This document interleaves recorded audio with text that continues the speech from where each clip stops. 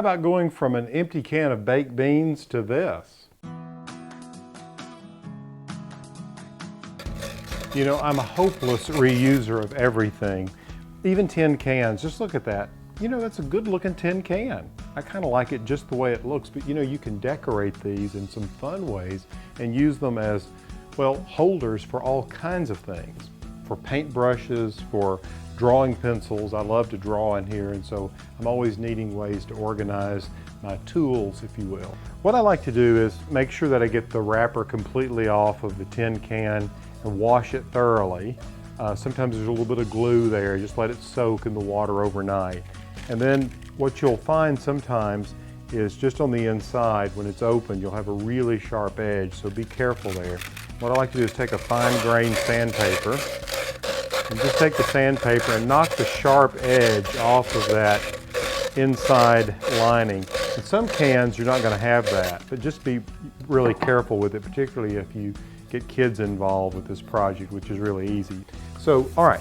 Now, there are a lot of ways to cover these. You can see here's some examples of some of the ones that I've already made using polka dotted ribbon here. This is using a little gingham ribbon, and this is a solid red ribbon. You can see here holding erasers and charcoal pencils. And then here I've used craft paper and ribbon.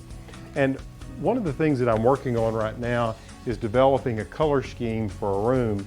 So sometimes what you can do is take a fabric. This is actually the colorway of a rug that's being used in a room, which I just love all these colors. And so what I've done is I've chosen some ribbon that will actually work, I think, very nicely with this, because this room will have a desk and I wanted to have some color echoes going on in the room. So I've got some chartreuse colored ribbon here, a little gingham ribbon there. So why don't I show you how to make one? It's really easy, and we'll start with this can that I've already sanded. I love this size, by the way, because you can put really tall pencils in it. You're going to want to have some sort of extra strong glue. I've got this here, and I'm just going to take a little bit of glue here right at the bottom and score to about the width of the ribbon itself, that first round, okay? And then what I'm going to do is just take the ribbon.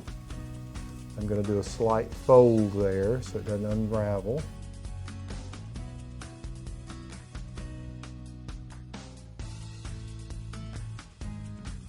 So you can see now that I have the gingham wrapped around the top, it sort of finishes it off.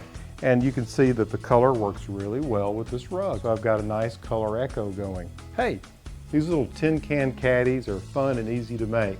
If you're enjoying seeing these projects, make sure that you check in regularly and subscribe to ehowhome.